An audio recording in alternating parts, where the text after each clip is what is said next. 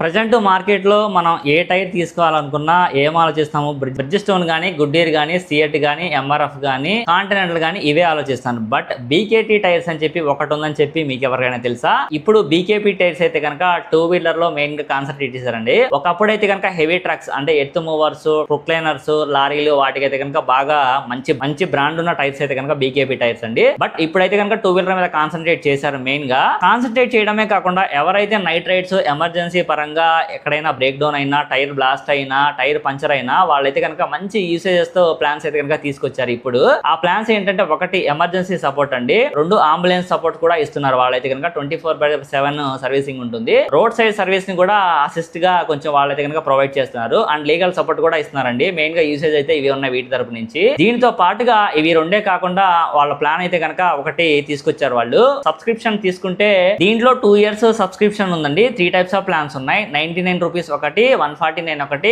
199 ఒకటి అనమాట. సో ఈ 3 ప్లాన్స్ డిఫరెంట్ గా ఉంటాయండి. సో అన్ని టైర్స్ మనం కార్లకి వాడుతానే ఉంటాము. బట్ ఇది కొంచెం డిఫరెంట్ గా అనిపించింది నాకైతే కనుక. సో సేఫ్ సైడ్ ఆలోచిస్తారు కదా ఎవరైనా సరే. పోతే పోయి ఒక 200 అని చెప్పి సబ్స్క్రిప్షన్ తీసుకుంటే ఏ టైంలో ఎలా అవుతుందో మనకు తెలియదు కదా. సో మనం నైట్ టైం ఫ్యామిలీతో వెళ్తా ఉంటాము, ఒకళ్ళమే వెళ్తాము, ఫ్రెండ్స్ తో వెళ్తాము, కొలీగ్స్ తో కూడా వెళ్తున్నాము. అనుకోకుండా టైర్ అనేది డ్యామేజ్ అయితే చాలా సేపు అయినా అక్కడ వెయిట్ చేయాలి. బట్ బీకేపీ టైర్స్ అయితే కనుక అలా కాదు. సో ఈ ప్లాన్ అయితే కనుక నాకు చాలా మంచిగా అనిపించింది.